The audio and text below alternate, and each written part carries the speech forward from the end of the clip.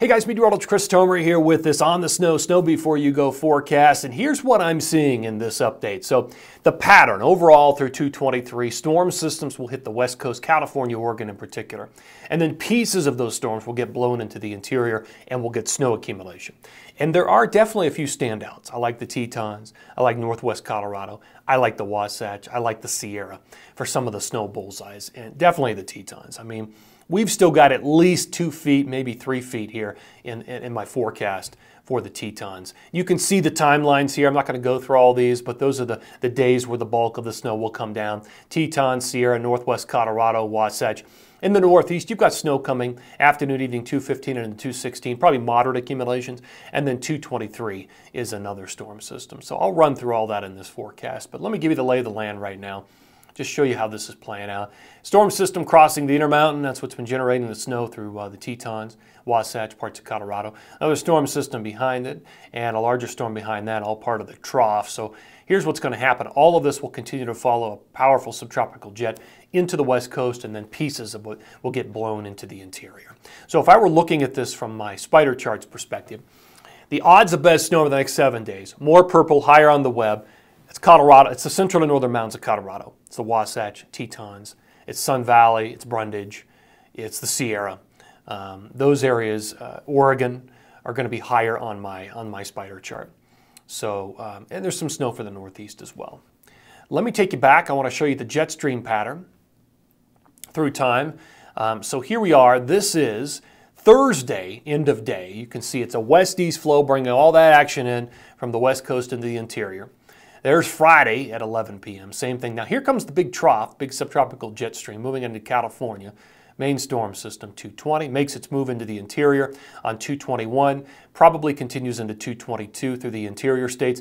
Now by the end of the period, this is 223, jet stream, still some energy coming down on that west-northwest flow with that jet stream. So we've got a number of different shots of snow for the west in the interior mountain, interior Rockies, but it doesn't all come at once. Putting some precip on this thing. So by the time we get into, this is Thursday, 2:15, 5 a.m. Snow is re-intensifying over the Tetons, Idaho, Big Sky, Wasatch, Sierra, and this snow would then roll into the central to northern mountains of Colorado, 2:15 afternoon. Snow continues 2:16, many of the same areas, fades away. Here comes the next storm system in from the west, blows the moisture into the interior, and you get the same kind of thing, flow snow. Here's 2:20, another flow snow. This main storm system, though, comes out of California right here, marches through the Four Corners, Utah, Colorado, and parts of northern New Mexico, and then it's gone. But now the energy comes down on the northern branch, 222 and 223.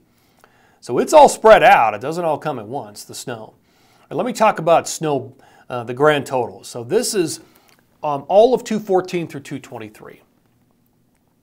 You can see it definitely a few different standouts. Northwest Colorado, Tetons, Wasatch, Sierra, Oregon. Big standouts in this period. Snow bullseyes for sure. I'll break it down by period. And by the way, anywhere in purple's over a foot, so that's a lot of different mountain ranges. All right, so into 215. This is all 214 into 215.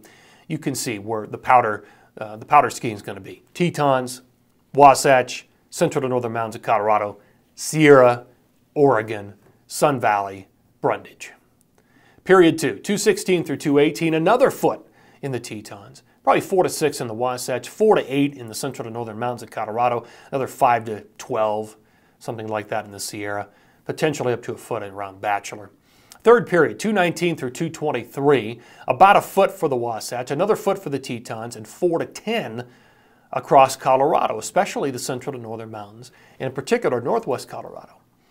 Another 1 to 2, maybe 3 feet in the Sierra, so things continue to look good there, and then that transition way late in the period hits parts of Washington State with 1 to 2 feet of snow. Okay, going to the northeast, 2 different storm systems make up these numbers. Anywhere in purple's over a foot. So the first storm is afternoon, evening 2:15 into 2:16, brings moderate accumulation, something like 3 to 8 inches. We'll make up the difference with another storm on 223. So it is dependent on a couple of different storm systems. All right, guys, that's going to do it for this, this mountain weather update, this On the Snow Before You Go forecast. Always appreciate you tuning in here, and take care.